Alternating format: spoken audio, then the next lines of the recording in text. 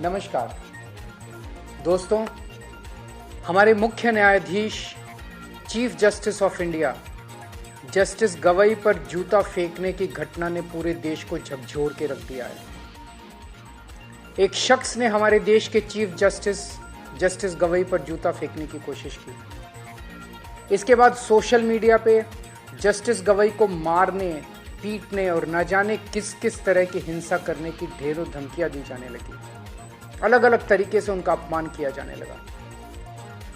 इन लोगों ने ना ही जूता फेंकने वाले के खिलाफ कोई कार्रवाई की और ना ही धमकियां देने और अपमान करने वालों के खिलाफ इन लोगों ने कोई कार्रवाई की।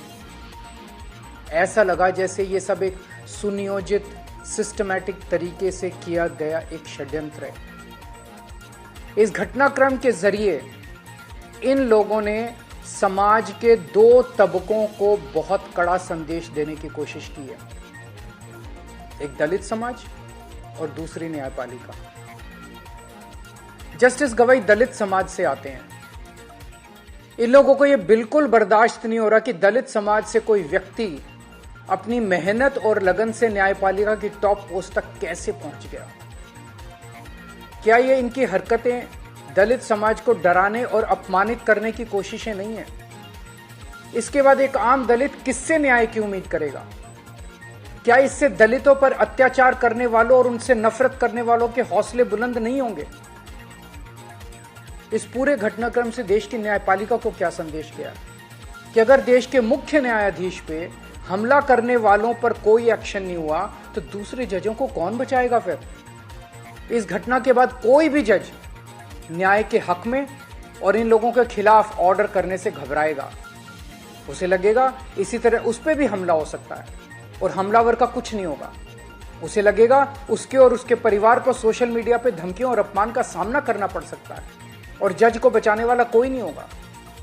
क्या यह पूरे देश की न्यायपालिका को डराने और उनको काबू करने का एक षड्यंत्र तो नहीं है?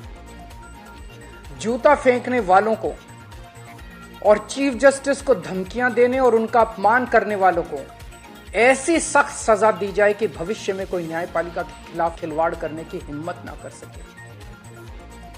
चुनाव आयोग, मीडिया और विपक्ष के बाद अब ये न्यायपालिका की आवाज को दबा के पूरे लोकतंत्र को खत्म करना चाहते हैं। न्यायपालिका की स्वतंत्रता हमारे देश के अस्तित्व के लिए अहम है।